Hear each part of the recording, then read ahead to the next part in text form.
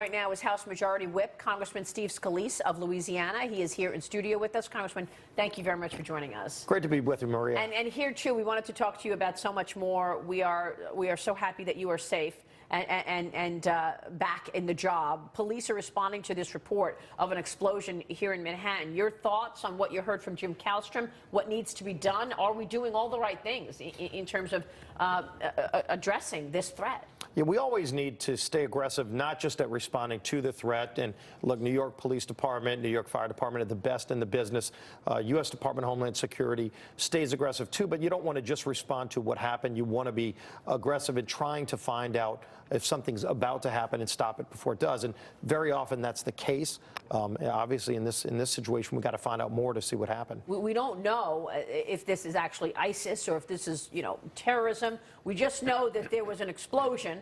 The mayor has been briefed on this explosion. Is there anything about this situation that would indicate whether or not this is ISIS or a terrorist organization that you can indicate? Or you can well, I don't want to speculate, but the fact that ISIS has been trying to target New York City, you always need to be on high alert. And this is another situation where when something happens, let's find out exactly what happened and continue to take action. President Trump has been very aggressive at pushing back ISIS, actually moving them out of a lot of the areas where they had been taking over cities. And I'm glad he continues to stay aggressive because they're not gone. Yeah. And we need to continue pushing until they are. Including Iraq, by the way. This is being reported as a pipe bomb explosion. Mm-hmm. So if it's a pipe bomb, that's terrorism. If it's a pipe bomb that goes off, the suspect in custody, according to reports, the mayor briefed, as you just pointed out, but a pipe bomb explosion and at least 2 people are injured. And this is according to Fox 5 reports. And it seems they're describing it as being one of the tunnels. So there are a lot of underground pedestrian tunnels that connect the various subway stations between Port Authority and the Times Square area, that all of those subway stations kind of blend together. And it seems like it appears as if it was in one of those tunnels. I think it's important to underscore the Congressman's point about the NYPD and the FDNY. Dagan talks about people running out of the train stations, and if you look at the videos, you see the first responders going right towards the explosion. They're there to protect us. So looks like a calm and that's what they did after 9/11. As people were running out of the Twin Towers, they were running in, and unfortunately many lost their lives. But they have that. They're heroes. They really do go towards danger to try to protect innocent people. And the hero, of course, who protected you and your colleagues at that baseball game.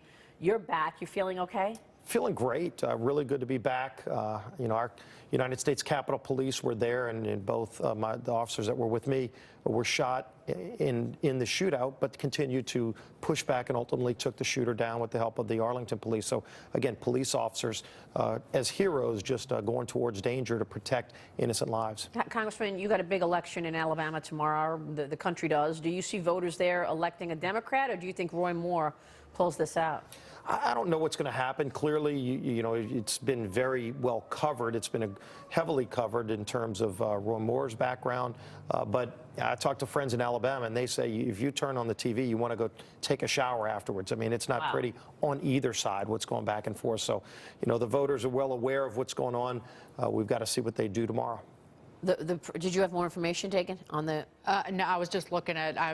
Other than what I was saying, no, not at this point. We'll keep following this as we try to get in as many subjects as we can with the congressman, because this explosion at Port Authority is being described as a possible pipe bomb, as Dagan said, and that would be a terrorism. One person is in custody already. Injuries reported in this New York explosion. Congressman, we want to talk to you about tax reform. The president basically did a robocall for Roy Moore, saying we need that vote. How are you feeling about votes in terms of getting this plan across the finish line? Lawmakers on Capitol Hill rushing to write this final tax bill this week. Do you think you're going to get the votes in the Senate and combined votes for this plan to the president's desk? Anytime you're doing something this big, the vote margin's always tight. We had a tight vote margin in the House, but we actually put up a strong number coming out of the House, and then the Senate delivered. They actually passed a bill, too. And as we're in conference committee, I was talking to some of the conferees over the weekend on some of the issues they're trying to resolve. And frankly, I think you're going to see this bill continue to get better. It's already a big win for middle-class families. Every rate's going to be lowered from the top rate on down. all of the rates will be lowered, and we're going to make our country competitive again. I'm tired of seeing jobs move overseas because we've got the highest corporate rate in the world. We bring that down not just to the average, but below the average so that we can actually bring jobs back to America. So President Trump has been with us every step of the way and saying we need tax relief for middle-class families, and we're going to do that. We're going to deliver. President Trump's going to deliver on yet another promise, and he's already delivered on many. Why has it been so hard to lower taxes for the high end, for the highest earners? We know that the top 10% of earners pay 71% of the tax, and yet here's the headline from today's Wall Street Journal. Senate bill's marginal tax rates could top 100% for some. So if you make $100, you have to pay $108 in taxes. Are they serious? Well, no, every rate is going to go down. In fact, some of the negotiations going on right now are to bring that top rate down even more, to push even more relief for middle-class families, and you're going to see that. I think that report out of the Wall Street Journal was taking some kind of extreme case where a guy making $650,000 and he gets a $1 pay raise and he pays $100 in taxes. First of all, that's a fictional scenario, but at the same time, every rate's going to be lowered. Every single tax rate in this bill is going to be lowered. That's what the president promised. That's what we've promised, and we're going to deliver on that. Do you think this is going to be a partisan vote, or do you think you're going to get some Democrats to come over to your side and support what you're doing? I think it was very telling that when we had a bill on the House floor and the Senate floor to lower every tax rate and to push real tax relief for middle-class families. I mean, on average, families going to get about $1,200 back in their pocket. When the average savings for a family is $400, that's a lot of money.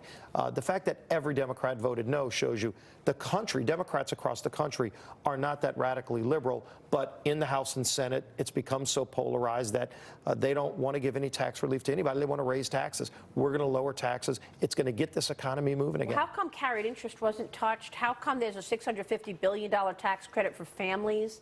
Aren't those two places where you can take money to make sure that the high end doesn't get their taxes going up so significantly? Again, I think you're going to see one of the big issues that's being looked at in the conference committee is to lower that top rate as well as all of the other rates. And you're going to see big relief there. You know, you talked about the family tax credit. We're doubling the standard deduction. Right. So over 90% of families, by the way, under this bill are going to be able to do their taxes on a postcard. That's how simplified this complex code is going to become. It's going to be a win for American families. Congressman, thanks for joining us. Great to be back with you, Maria. Good to see you. So good to be great. with all of you. Congressman Thanks. Steve Scalise, we've got